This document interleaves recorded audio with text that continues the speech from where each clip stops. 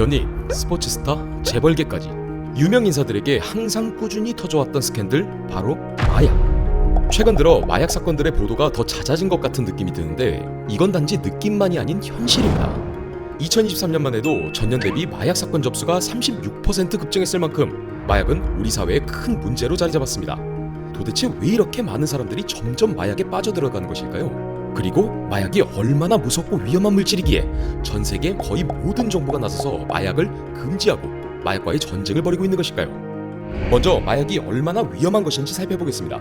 마약은 뇌와 신경계에 손상을 가해 각종 질병을 일으키거나 우리가 스스로 제어할 수 없는 지경까지 몸을 망가뜨립니다. 특히 최근에는 화학적으로 합성하여 강도를 높인 합성마약의 비율이 매우 높아졌는데요. 이렇게 강력한 마약은 신경계에 직접적으로 빠르게 작용하여 반응이 빠르며 약효가 떨어졌을 때 공허함과 우울증도 그만큼 증가해 의존성과 중독성이 더욱 높아집니다. 특히 중독성만큼 신체에 가하는 손상의 정도도 강하기 때문에 신종 합성마약에 중독된 사람들은 망가진 몸으로 인해 일상생활이 불가능한 경우도 발생합니다. 최근에 뉴스 보도로 널리 알려지게 된 미국의 필라델피아 켄싱턴 거리는 좀비 거리라 불리며 마약에 중독되어 뇌 신경계가 망가진 사람들이 기괴한 자세로 좀비처럼 굳어있는 모습은 국민들에게 큰 충격을 주었죠.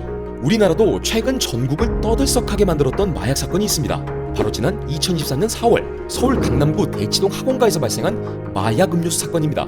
범죄 조직 일당이 서울 강남구 대치동 학원가에서 학생들에게 다가가 필로폰이 든 음료를 기억력과 집중력이 강화되는 음료수라며 시음을 권하며 마시게 한 사건이죠. 이 일당들은 이렇게 마약을 속여 마시게 한 뒤 학부모들에게 자녀를 신고하겠다 협박해 금품을 같이하려는 파렴치한 범죄를 시도하였고 다행히 현재 주범까지도 검거를 한 상태입니다. 하지만 음료를 마신 몇몇 학생들은 어지럼증과 구토 등의 증상과 트라우마를 겪는 피해를 입게 되었죠. 이 사건 이후 청소년에 대한 마약 노출 위험이 증가하고 있다는 사실이 폭로화되었고 국민권익위원회가 실시한 국민 의견조사에서도 88.5%가 청소년 마약 노출 위험이 심각하다고 답변했으며 이에 대한 대책으로 예방교육을 강화해야 한다는 의견이 가장 많았습니다. 청소년기 때부터 위험성을 미리 알고 있어야 되겠다.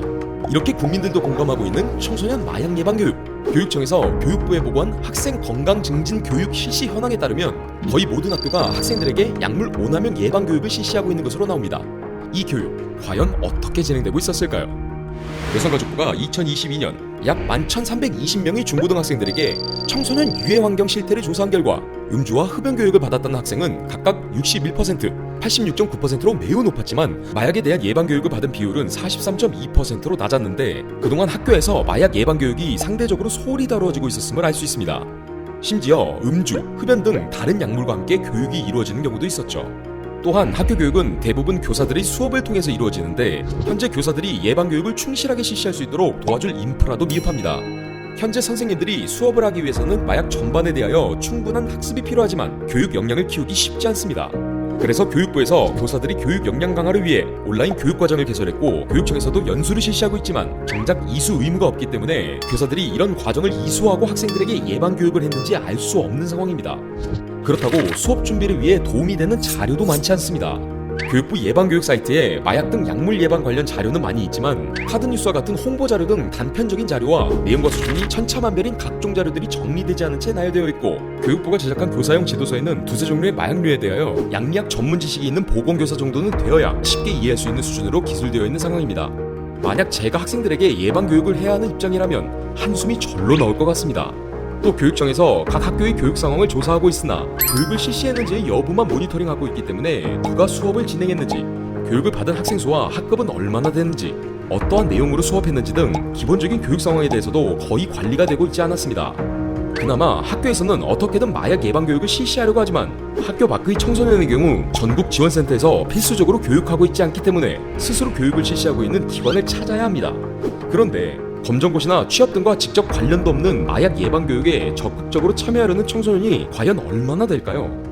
그래서 청소년들의 마약 예방을 위해 국민권익위가 발벗고 나섰습니다. 청소년 마약 예방 교육 강화 방안을 마련해 교육부, 여성가족부, 전국교육청에 제도 개선 권고를 하였습니다. 먼저 학교에서 음주, 흡연과는 별도로 마약 예방 교육을 실시하고 교육 시간을 명시하도록 지침을 개정하도록 했습니다. 또한 마약 예방 교육 교사의 교육 역량 강화 프로그램 이수를 의무화하고 전문 지식이 부족한 교원들도 교육 자료를 원활하게 활용할 수 있도록 교육 자료를 보충하고 쉽게 서술하는 식으로 개편하도록 했습니다. 학교뿐만 아니라 학교 밖 청소년들의 교육을 위해 마약 예방 교육을 지원센터의 필수 교육으로 추가하는 한편 재정 지원이나 평가 시 마약 예방 교육 운영 실적을 평가 지표 등에 반영하는 등 인센티브를 강화하여 보다 적극적인 교육을 실시할 수 있도록 하였습니다. 또한 마약 예방 교육 환경 조성을 위해 관계기관과 협업해 전문 강사를 더욱 쉽게 초청할 수 있도록 하고 학교 밖 청소년들을 위한 전용 교육 자료도 마련하도록 하였습니다. 이렇게 교육들이 이루어진 후 모니터링 점검 항목을 확대하고 초중등 교육법상 각종 학교를 점검 대상으로 추가해 사후 관리를 강화하도록 하였습니다. 우리의 미래 세대인 청소년을 마약으로부터 안전하게 지키는 길, 국민 권익위가 함께 가겠습니다.